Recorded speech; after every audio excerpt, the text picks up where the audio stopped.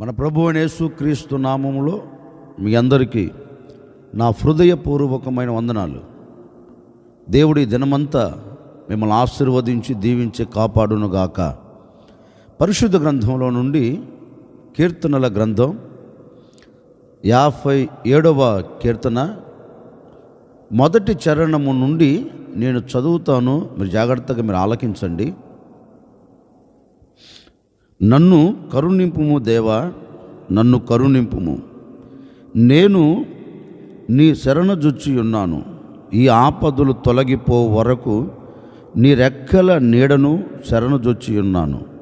మహోన్నతుడైన దేవునికి, నా కార్యము సఫలము చేయు దేవునికి నేను మొరపెట్టుచున్నాను. భక్తుడైన దావీదు రాజుగారు ఒక చక్కని కీర్తన రాస్తున్నారండి. ఏ సందర్భంలో ఇతడు ఈ కీర్తన రాస్తున్నారు అంటే, తన చుట్టూ ఆపదలు చుట్టుముట్టాయి. ఒక్క మాటలో చెప్పాలి అంటే, దావీదు శత్రువుల మధ్య నిలిచిపోయాడు. ఎటు చూచినా దావీదుకు ఆపదే సంభవిస్తుందండి. ఈ కీర్తన కూడా ఆపదల మధ్యలో నుంచి తప్పించబడిన తరువాత రాసిన కీర్తన. దావీదు సౌలు చేత తరమపడుతున్న ఆ దినాలలో దేవుని సన్నిధిలో ఒక చిన్న ప్రార్థన చేస్తున్నాడు. అయ్యా, ఎన్నో ఆపదలు నా చుట్టుముట్టాయి, ఎన్నో అవంతరాలు నన్ను వెంబడించాయి. కానీ ఈ ఆపదలు తొలగిపోవునట్లుగా నేను నీ శరణజొచ్చి ఉన్నాను. ఈ ఆపదలన్నిటి మీద నాకు జయము కలుగునట్లుగా, ఈ ఆపదలన్నిటి మీద నేను తప్పించబడి కాపాడబడినట్లుగా నీ రెక్కల నీడను నేను ఆశ్రయించి ఉన్నానయ్యా. ఈ ఆపదలు తొలగిపోయేంత వరకు నీవు నన్ను కాపాడుతూ వచ్చావు అంటూ అక్కడ ఒక మాట రాస్తాడండి. ఈ ఆపదలన్నీ తొలగిపోయేదానికి ప్రబలమైన కారణం ఏంటి అంటే, ఈ ఆపదల మధ్యలో నేను నిలబడకుండా, ఈ ఆపదల మధ్యలో నా ప్రాణమును నేను కోల్పోకుండా, ఆపదల మధ్యలో నేను తప్పించబడి నేను సజీవులు కలిగిన దేశంలో నిలిచి ఉన్నాను అంటే, ఇదేదో నాకు కలిగిన జ్ఞానము కాదు, నాకు కలిగిన శక్తి కాదు, నాకు కలిగిన బలము కాదు. నేను నా దేవుని సన్నిధిలో ఒకే ఒక చిన్న ప్రార్థన చేశాను. ఈ ఆపదలు తొలగిపోయేంత వరకయ్యా నీవు నన్ను విడిచిపెట్టకు, నీ రెక్కల క్రింద నన్ను దాయి. ఎన్నో అవంతరాలు, ఎన్నో ఆటుపోట్లు నేను చూస్తున్నాను, ఎదుర్కొంటున్నాను. వీటిలో నుంచి నువ్వు నన్ను తప్పించు అని ఈ రాజు దేవుని సన్నిధిలోకి వెళ్ళి ప్రార్థన చేస్తేనండి, దేవుడు ఇతని ప్రార్థన విన్నాడు. అందుకే అంటారు, నా కార్యము సఫలము చేయు దేవునికి నేను మొరపెట్టుచున్నాను. దావీదు, ఈ ఆపదల మధ్యలో నుంచి నువ్వు తప్పించబడాలి అంటే ఎవరి సహాయం కోరుకున్నావు? ఈ ఆపదల మధ్యలో నుంచి నువ్వు తప్పించబడి విలువ కలిగిన చోట నువ్వు నిలబడ్డావు అంటే, సజీవులు కలిగిన దేశంలో నువ్వు నిలిచి ఉన్నావంటే ఎవరి సహాయం కోరుకున్నావయ్యా? ఎవరిని వేడుకున్నావు అంటే దావీదు ఒక్కటే చెబుతాడండి, నేను ఎవరి సహాయం కోరుకోలేదు, నేను ఎవరిని ఆశ్రయించను లేదు, నేను ఎవరి దగ్గరికి వెళ్ళి అయ్యా ఈ ఆపదలు తొలగిపోయేంత వరకు నేను నీ చెంత ఉంటాను అడగలేదు. నాకు ఒక్కటే తెలుసు, ఎన్ని ఆపదలు నా చుట్టుముట్టినా, ఎన్ని అవంతరాలు నా ముంగిటి నిలబడినా నాకు తెలిసినది ఒక్కటే. ఏంటో తెలుసా? ఈ ఆపదల మధ్యలో నుంచి నేను తప్పించబడి నేను అనుకున్న కార్యము నేను కనులారా చూడాలి అంటే ఒకే ఒక మార్గం. ఆ మార్గం ఏంటి అంటే, నా దేవుని సన్నిధి.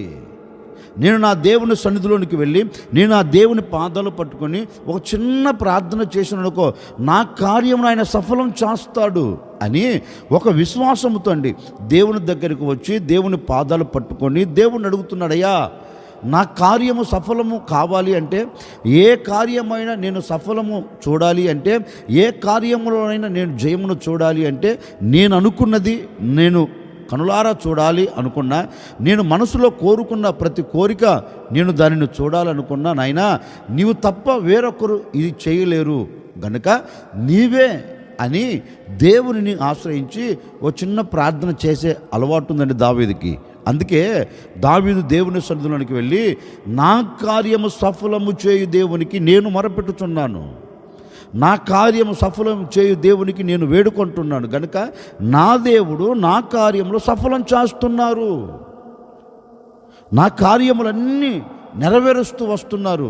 ఓ మాట చెప్పనా, ఒక వ్యక్తి అనుకున్న కోరిక, ఒక వ్యక్తి అనుకున్న కార్యం సఫలము కాలేదనుకోండి, హృదయములో బాధ కలుగుతుందట, హృదయం నొచ్చుకుంటుందంటండి. అందుకే జ్ఞాని అయిన సొలొమోను రాస్తాడు తన గ్రంథములో, ఒకని కోరిక సఫలము కాకపోతే అతని హృదయం నొచ్చుకుంటుందండి. అంటే అతని హృదయం బాధపడుతుందంట. అయ్యో, నేను అనుకున్న కోరిక, నేను అనుకున్న కార్యం, నేను అనుకున్న పని సఫలం కావట్లేదేంటి, ఎంత ప్రయాసపడుతున్నా, ఎంత కష్టపడుతున్నా నా కోరికగా మిగిలిపోతుంది, నా పని పనిగానే ఉంటుంది, కానీ అది దీవెనకరంగా మలచబడటం లేదు, అనుకున్న కార్యం సఫలపరచబడటం లేదని ఒక వ్యక్తి కోరిక, అంటే తన మనసులో అనుకున్న కార్యం సఫలం కాకపోతే ఆ వ్యక్తి బాధపడుతాడంటండి. నిజమే, దావీదు బ్రతుకుల్లో అది లేదండి, దావీదు జీవితంలో అది లేదు. దేవుడు సన్నిధిలోనికి వెళ్ళి ఏది కోరుకున్నా దేవుడు సఫలం చేస్తూ వచ్చాడు. నిజమే. ఇదిగో ఈ ఉదయకాల సమయంలో నేను కూడా మీతో చెప్పాలనుకున్న మాట ఏంటంటే, నీవు అనుకున్న కోరికగా నిలిచిపోయిందేమో, నీవు అనుకున్న పని పనిగా నిలిచిపోయిందేమో, కోరిక సఫలపరచబడక, నువ్వు అనుకున్న కార్యం నెరవేర్చబడక, నువ్వు అనుకున్న పనిలో సఫలము కాక, ఒకవేళ నీ హృదయం నోచుకుంటూ వస్తుందేమో నాకు తెలియదండి, నీ హృదయం గాయపరచబడుతూ వస్తుందో నాకు తెలియదండి, నీ హృదయం కృంగిపోయిన స్థితిలోనికి వెళుతుందో నాకు తెలియదండి. చాలామంది అంటారు, ఏంటండి ఈ పని ఈరోజు జరుగుతుందనుకున్నాం కానీ జరగలేదండి, ఈ కార్యం నేను చూస్తాను అనుకున్నానండి, 100కి 100 పాలు ఖచ్చితంగా ఈరోజు చూస్తాను అనుకున్నాను, కానీ ఎందుకో ఎక్కడ లోపం, ఎక్కడ ఏం జరిగిందో తెలియదండి, అనుకున్నది ఈరోజు సఫలం కాలేదండి అనే మాట నరములు ఆడుతున్న ప్రతి నరుని నోట రాగలుగుతుంది, మనం వినగలుగుతామండి. నిజమే కదా. ఏ మనిషి అయినా అనుకున్నది సఫలం కాకపోతే బాధపడుతూ కృంగిపోతూ కృషించిపోయే అనుభవంలోనికి మానవుడు వెళుతున్న దినాలండి ఇవి, వెళుతున్న దినాలు. ఈ ఉదయకాల సమయంలో నేను కూడా ఒక సేవకుడిగా మీతో చెప్పాలి అంటే, ఒకవేళ నీ కోరిక విఫలమైపోయిందేమో నాకు తెలియదండి, నీ కోరిక సఫలపరచబడక నీవు అనుకున్న పని విఫలమై ఒకవేళ కంట తరి పెడుతున్నావో కన్నీరు కారుస్తున్నావో నాకు తెలియదండి.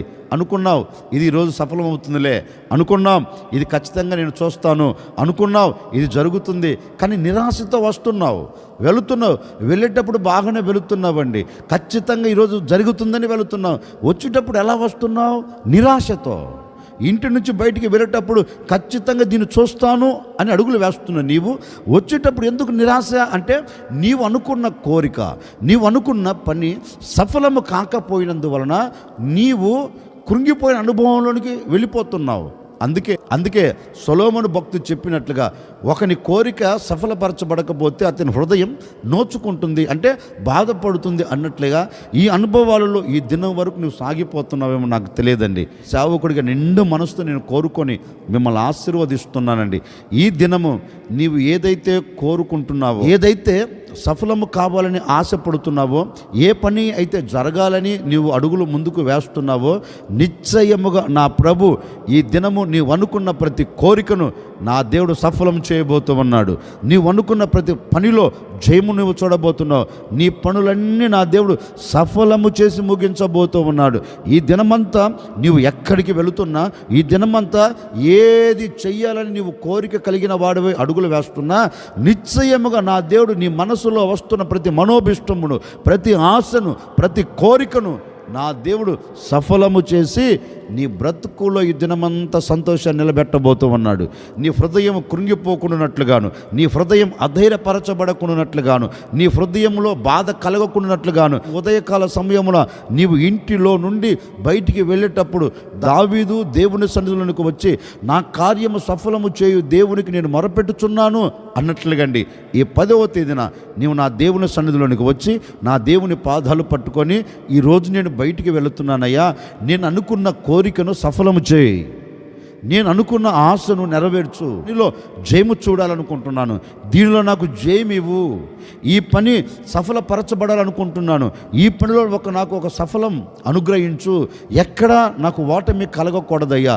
ఈ దినము ఏది అడుగుతున్నా, ఏది చేయాలని తలంచునా, నా హృదయములో వస్తున్న ప్రతి కోరికను మీరు నెరవేర్చండి. అంటే కోరిక అంటే ఏదేదో కాదండి.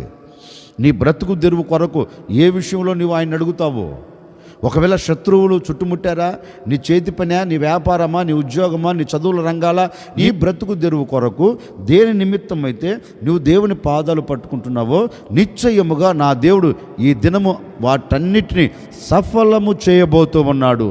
ఏది ఎక్కడ విఫలము కాకుండా ఈ దినమంతా నీవు అనుకున్న దానిలో సఫలత నువ్వు చూచెదవుగాక. నీవు అనుకున్న ప్రతి కార్యం సఫలపరచబడునుగాక.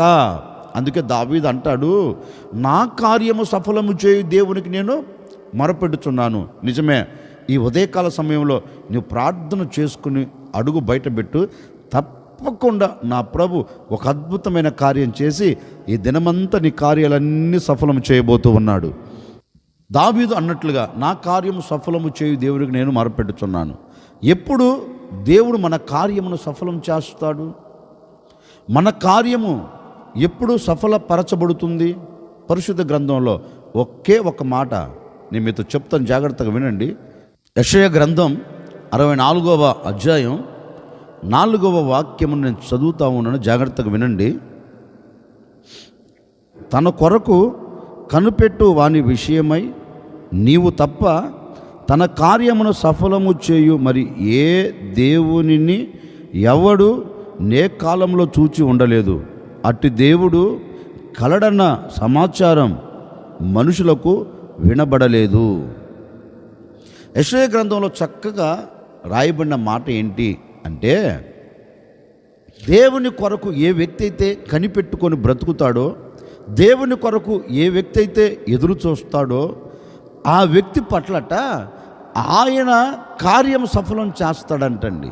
అంటే నేను నా దేవుని ద్వారా ఈ కార్యమును నేను చూడాలి అనుకున్నాను, నేను నా దేవుని ద్వారా ఈ కార్యమును అనుభవించాలి అనుకున్నాను, నా దేవుడు తప్పక నా విషయములో ఈ దినము ఈ కార్యము చేస్తాడు అనే ఒక నమ్మకముతో ఆయనను ఎదురు చూస్తే, ఆయన మీద ఆధారపడితేట ఆయన మీద ఆనుకొనిన వారిని, ఆయన మీద ఆధారపడిన వారిని ఆయన వమ్మి చేయడండి. ఎందుకంటే ఈ వ్యక్తి నా మీద ఆధారపడ్డాడు, నేను తప్ప వేరొక సహాయము లేదని నా వైపు చూస్తున్నాడు గనుక నేను ఇతని పట్ల ఒక కార్యము చెయ్యాలి అని దేవుడు ఏం చేస్తాడంటే కార్యం చేసి ముగిస్తాడంటండి. యెషయా గ్రంథంలో అదే అంటున్నారు. ఒక వ్యక్తి నీ కొరకు ఎదురు చూస్తే, ఒక వ్యక్తి నీ ద్వారా మేలులు పొందాలని ఆశపడితే, నీవు తప్ప ఆ కార్యము చేయగలిగిన దేవుడు ప్రపంచంలో ఎవడు లేడు, చేస్తాడు అన్న నమ్మకం కూడా లేదంటండి. అంటే ఏ మనిషి అయినా ఏ దేవుడైనా కావచ్చు, కార్యము చేస్తాడు అనే ఒక నమ్మకం ఉండదంటండి, ఉండదట. ఎందుకని అంటే ఆయన లాంటి వ్యక్తి, ఆయన లాంటి దేవుడు మరొకడు భూమి మీద లేడు. నిజమైన దేవుడు ఆయనే కనుక, సర్వాధికారి ఆయనే గనుక, సర్వాధికారి ఆయనే గనుక, సకలము చేయగలిగిన దేవుడు ఆయనే గనుక, ఆయన మీద ఏ వ్యక్తి ఆధారపడుతాడో తప్పక కార్యము దేవుడు అతని పట్ల చేసి ముగిస్తాడంటండి. నిజమే. ఈ రోజున ఎందుకు మన కార్యము సఫలపరచబడట్లేదు? ఎందుకు మనం అనుకున్న గమ్యం మనం చేరలేకపోతున్నాం? ఎందుకు మన కోరిక మనసులో కోరికగా నిలిచిపోతుంది అంటే, లేఖనం అంటుంది నీవు ఎదురు చూడవలసిన దేవుని వైపు నువ్వు ఎదురు చూడట్లేదు. నీవు నమ్మకం పెట్టుకోవలసిన దేవుని మీద నమ్మకం పెట్టుకోవట్లేదు. ఈ రోజున మనిషి దేవుని మీద కంటే, దేవుని మీద ఆధారపడేదానికంటే, దేవుని మీద నమ్మకం పెట్టుకునే దానికంటే, నమ్మించి మోసం చేసే మానవుని మీద మనిషి నమ్మకం పెట్టుకుంటున్నాడండి. అందుకే కదా ఈరోజున మనిషి పతనావస్థలోనికి వెళ్ళేది. చాలా చోట్ల మనం చూస్తున్నాం, వింటున్నామండి. పలానా వ్యక్తి ఇది చేస్తానన్నారు, అతను నేను బాగా నమ్మిన నాకు నమ్మక ద్రోహం చేశాడు అనే మాట మనకు చాలా వినపడుతుంది. అలాంటి మనుషులను సమాజంలో మనం కోకొల్లగా చూస్తున్నామండి. అంటే మనిషి ఎవరు అంటే మాట తప్పేవాడు, మనిషి ఎవరు అంటే అంతలో మాట మార్చేవాడు. అందుకే ఈ రోజున మనిషి మీద మనిషి ఆధారపడుతున్నందువలనే ప్రపంచపు నలుమూల మీరు ఎక్కడైనా చూడండి, మనిషి ద్వారా మోసపోయాడని చరిత్ర మనం చూడగలుగుతాం. మనం చూస్తూనే ఉన్నాం కదండి. మనిషిని వెన్నుపోటు పొడుస్తున్నాడు. అంటే నమ్మక ద్రోహం, నమ్మించి మోసం చేస్తున్న ఈ దినాలలో మనం బ్రతుకుతున్నాం. నేనే మాటండి, అందరినీ ఎక్కడ గుడ్డిగా నమ్మకూడదండి. ఈ రోజున గుడ్డిగా నమ్మే కదా గోతులు పడిపోతున్నాం. గుడ్డిగా నమ్మే కదా ఆశీర్వాదకరంగా ఉండవలసిన మన బ్రతుకులు, దీవెనకరంగా ఉండవలసిన మన బ్రతుకులు, దీవెనకరమైన అనుభవాలను పోగొట్టుకొని శాపయుక్తంగా బ్రతుకుతున్నాం. కారణం ఏంటి అంటే దేవుని మీద ఎదురు చూడవలసిన మనం, దేవుని మీద ఆధారపడవలసిన మనం ఈ రోజున మనిషి మీద మనం ఆధారపడుతున్నందువలన మన బ్రతుకుల కన్నీరే మిగిలిందండి. ఏ కార్యం సఫలపరచబడట్లేదు. మనం చాలా ఊహించుకోవచ్చు, ఈ వ్యక్తి ఇది చేస్తాడు, ఈ వ్యక్తి ద్వారా ఇది కలుగుతుందని. ఏ వ్యక్తి ద్వారా ఏది కలగద్దండి. ఒకవేళ ఈనాటి వరకు ఆ పరిస్థితుల్లో నీవు ఉన్నావేమో నాకు తెలియదు, అలాంటి పరిస్థితుల మధ్యలో నీవు నలపబడుతున్నావేమో నాకు తెలియదండి. మనస్ఫూర్తిగా మనిషి మీద నీవు ఆధారపడకుండా, మనిషి మీద నీ నమ్మకం ఉంచుకోకుండా, అది నీ వ్యాపార విషయంలో కావచ్చు, నీ చేతి పని విషయంలో కావచ్చు, నీ ఉద్యోగ విషయంలో కావచ్చు, నీ కుటుంబ పరంగా కావచ్చు అండి, ఏదైనా కావచ్చు. మనిషి మీద నీవు ఆధారపడకుండా నిన్ను నిర్మించిన దేవుని మీద నీవు ఆధారపడితే నిశ్చయముగా ఆయన తప్ప నీ కార్యము సఫలము చేయగలిగిన వాడు ప్రపంచంలో ఎవడు లేనేలేడు. ఆయనే నీ కార్యము జరగాలన్నా, నీవు కార్యమును ముగించుకొని వెళ్ళాలన్నా, నీ కార్యం నీ జీవితంలో సఫలపరచబడాలన్నా ప్రపంచంలో ఎవడు తరం కాదు, ప్రపంచంలో ఎవడు చేయలేడు. ఆయనకు ఆయనే సాటి, ఆయనకు ఆయనే పోటీ. ప్రపంచంలో ఆయనతో సాటి అయినవాడు, ఆయనకు పోటీ పడినవాడు ప్రపంచంలో మన కళ్ళకి ఎవడు కనపడలేడు కూడా. ఎందుకు అంటే ఆయన మానవుడు కాదు. ఆయన ఎవరు? సర్వలోకనాథుడు, సర్వలోకానికి సృష్టికర్త. ఆ సృష్టికర్త మీద నీవు ఆధారపడితే నిశ్చయముగా ఈ దినమండి నీవు ఏది కోరుకుంటున్నావో, ఏది జరగాలని ఆశపడుతున్నావో, ఈ దినమంతా నా ప్రభు వాటన్నిటిని సఫలము చేయబోతూ ఉన్నాడు. నీ మనసులో ఏ అభిలాష ఉందో, నీ మనసులో ఏ కోరిక ఉందో, నీ మనసులో ఏది చూడాలని ఆశపడుతున్నావో నిశ్చయముగా తప్పక నీ బ్రతుకులు అద్భుతం చేసి ముగించబోతూ ఉన్నాడు. ఈ దినమంతా నీ కోరిక సఫలపరచబడునుగాక, ఈ దినమంతా నీ కోరిక నెరవేర్చబడునుగాక.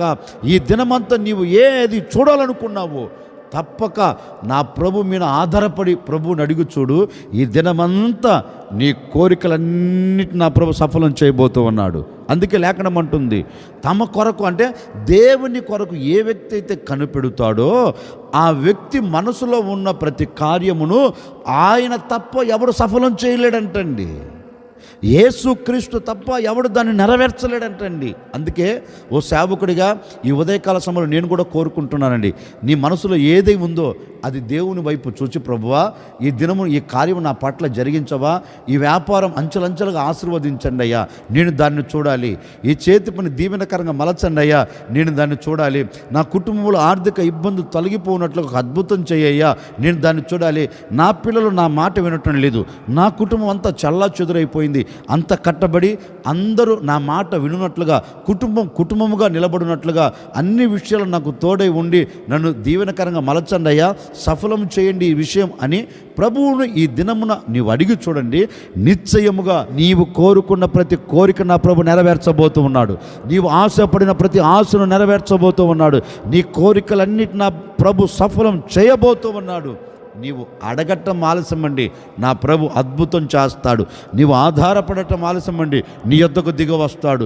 నీ మనసులో ఉన్నది ప్రభుతో చెప్పటం ఆలస్యమండి, నీ కన్నీను తులుచుటకు ఆయన సింహాసనం విడిచి నీ ప్రక్క నిలచి నీకు తోడుగా నిలబడి అద్భుతాన్ని సృష్టిస్తాడు నా దేవుడు, అద్భుతాన్ని కలగచేస్తాడు నా ప్రభు. ఈరోజు నీవు అడిగి చూడు, కార్యం జరగకపోతే అడుగు. ఎందుకని అంటే ఆయన తప్ప వేరొకడు లేడు. అందుకే లేఖనంలో కూడా చక్కగా రాయబడిందండి, చక్కగా రాయబడింది. అందరూ వెలివేశారు. ఒక మాట చెప్పాలి అంటే కొట్టారు, గోతులు పడేశారు, శత్రువులకు అమ్మి పడేశారు. ఆ మిద్యానీయులు తీసుకుని వచ్చి ఐగుప్తు దేశంలో మార్కెట్లో ఒక మేకను అమ్మినట్లుగా, ఒక ఎద్దును అమ్మినట్టుగా, ఒక పశువులను అమ్మినట్లుగా వేలమేసి అమ్మేశారండి. ఎవరిని? యోసేపును. ఏమైనా బాధపడ్డా? కాదు. దేవుడు అతనికి చూపెట్టిన తన మనసులో ఉంది, ఏదో ఒకరోజు నా ప్రభు నన్ను ఉన్నతమైన స్థితిలో తీసుకొని వస్తాడు. ఎందుకని? దేవుడు మాట ఇచ్చాడు. దేవుడు అతనికి కలను కలగచేశాడు. నిశ్చయముగా నా దేవుడు నాతో మాట ఇస్తే అది తప్పకుండా జరుగుతుంది. నేనే మాట అండి, ఆటుపోటులు ఎదుర్కోలేదా? అవాంతరాలు కలగలేదా? అవమానాలు కలగలేదా? శత్రువుల చేతిలో చెక్కబడినట్లుగా చెక్కబడలేదా? సరస్సాలు వేయబడలేదా? ఎన్నో అనుభవాలండి, ఎన్నో అతనికి ప్రతికూలమైన అనుభవాలు కలుగుతున్నప్పటికీ అతడు దేవుని మీద ఆధారపడ్డాడండి, ఏ మనుషుని మీద కాదు. నేను నా దేవుని మీద నేను ఆధారపడుతున్నాను, నేను నా దేవుని మీద నేను నమ్మకం పెట్టాను, తప్పక ఒకరోజు నాకు ఘనత ఇస్తాడు, నేను అనుకున్న కార్యం సఫలం చేస్తాడు అని ఎక్కడికి వెళుతున్నాండి, దేవుని మీద ఆధారపడ్డాడండి. లేఖనములో రాయబడిన మాటను తెలుసా? యెహోవా యోసేపుకు తోడై ఉండినందువలన అతడు చేస్తున్న ప్రతి పనిని, అతడు పూనుకున్న ప్రతి కార్యమును దేవుడు ఏం చేశాడంట? సఫలము చేస్తూ వచ్చాడంటండి. ఎక్కడ?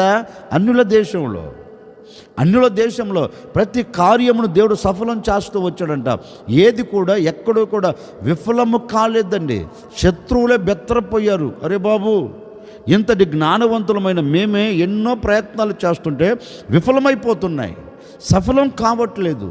మరి నువ్వెందుకు ఏది పట్టుకున్నా, ఎక్కడ అడుగు పెట్టినా, ఏది చేయాలని పూనుకున్నా ఎందుకు ఇంత దీవెనకరంగా నిలబడగలిగావు అంటే ఒకటే, శత్రువులో చెప్తారండి, యెహోవా యోసేపునకు తోడై ఉండుట అందరు గమనించారంటండి. యోసేపు, నీ దేవుడు నీకు తోడై ఉన్నాడయ్యా గనుక ప్రతి కార్యము నువ్వు సఫలాన్ని చూడగలుగుతున్నావు. ఇది నీ శక్తి కాదు, ఇది నీ బలం కాదు, ఇది కేవలం నీవు ఆధారపడిన దేవుడు నీ కార్యమును సఫలం చేస్తూ వచ్చాడు అని శత్రువులే మాట్లాడుకున్నారండి. నిజమే, నేను అనే మాట, కొట్టబడినవాడు, నెట్టబడినవాడు, గోతులో వేయబడినవాడు, మార్కెట్లో అమ్మబడినవాడు, బానిసగా వెళ్ళినవాడు, అతని బ్రతుకు ఎందుకంత ఆశీర్వాదకరంగా నిలబడింది అంటే కొట్టబడినప్పుడు దేవుడు తోడుగా ఉన్నాడు, గుంటలో వేయబడినప్పుడు దేవుడు తోడుగా ఉన్నాడు, అమ్మి వేయబడినప్పుడు దేవుడు తోడుగా ఉన్నాడు, మార్కెట్లో వేలం వేసేటప్పుడు దేవుడు తోడుగా ఉన్నాడు, ఐగుప్తు దేశంలో రాజు దగ్గరికి వెళ్ళిన దేవుడు తోడై ఉన్నాడు, చెరసాల మధ్యలోనికి వెళ్ళిన దేవుడు తోడై ఉన్నాడు, ఏ పని ప్రారంభించిన దేవుడు తోడుగా ఉన్నాడు. ఎందుకని? ఇతడు దేవుని కొరకు కనిపెట్టాడు, ఒక రోజు వస్తుంది, నేను ఆశీర్వాదకరంగా నిలబడే రోజు ఒకరోజు వస్తుంది, నేను దానిని చూస్తాను, తప్పక నా దేవుడు నన్ను ఆశీర్వదిస్తాడు అని దేవుని మీనే మనసు నిలుపుకున్నాడంటండి, దేవుని మీనే ఆధారపడ్డాడంటండి. అందుకే అతని జీవిత చరిత్ర మనకు చెప్తుంది, అతడు చేయునదంతయు సఫలపరచబడెను. ఎందుకు అతడు చేయునదంతయు అంటే ఒకటే, ఇతడు దేవుడి కొరకు ఎదురు చూశాడు, దేవుడు ఇతనికి తోడై ఉన్నాడు. నా ముగింపు మాటలుగా నేను కూడా మీతో చెప్తున్నానండి, యోసేపుకు తోడై ఉండి యోసేపును ఆశీర్వదించిన దేవుడు, యోసేపు చేయునదంతయు సఫలపరిచిన దేవుడు, మరి మనము చేస్తున్న ప్రతిదీ ఎందుకు సఫలం చేయడు? మనము చేస్తున్న దానిలో ఎందుకు ఒక దీవెనను కలగచేయడు అంటే ఒకటే, మనం దేవుని మీద ఆధారపడకపోయినందువలన. అదే కాల సమయంలో ఒకే ఒక చిన్న నిర్ణయం అండి, నీవు దేవుని మీద ఆధారపడు.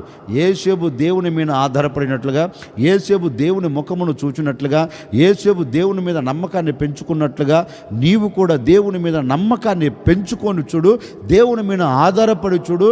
నిశ్చయముగా అన్యుల దేశంలో యోసేపునకు యెహోవా తోడై ఉండినట్లు, అన్యుల దేశంలో యెహోవా యోసేపునకు తోడై యోసేపును దీవెనకరంగా నిలబెట్టి అతడు చేయునదంతయు సఫలము చేసినట్లుగా నీవు దేవుని సన్నిధిలో దేవుని మీద ఆధారపడి దేవుని మీద నమ్మకాన్ని పెట్టుకొని అడుగు బయటికి వేసి చూడు.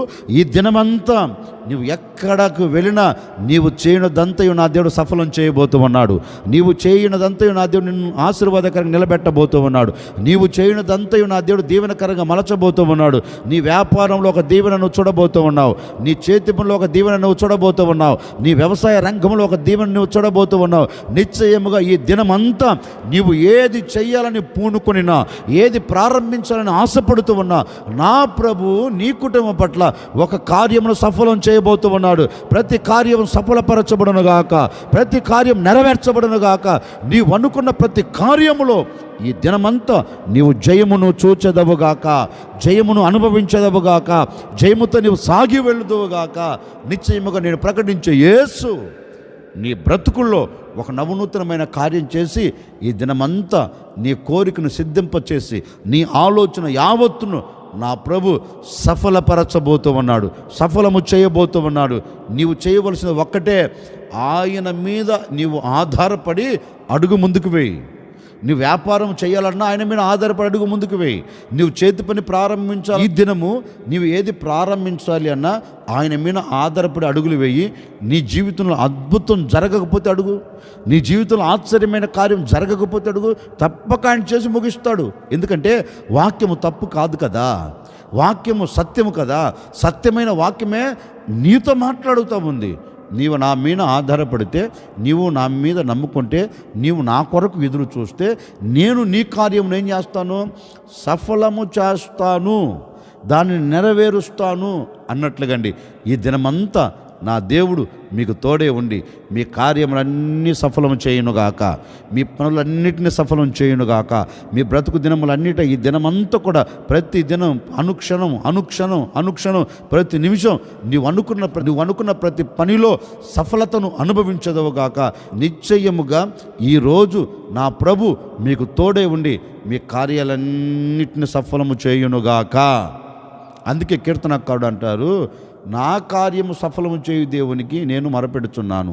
మన కార్యం సఫలము కావాలి అంటే మనం దేవుని మీద ఆధారపడాలండి. అంటే దేవుని కొరకు మనం ఎదురు చూడాలి. అంటే నీవు తప్ప చేయగలిగిన వాడు ఎవడు లేడు అని ఆయన మీద నువ్వు ఆధారపడి ఆయన వైపు చూస్తే తప్పక నీ కార్యాలన్నిటి నా ప్రభు సఫలం చేస్తాడు.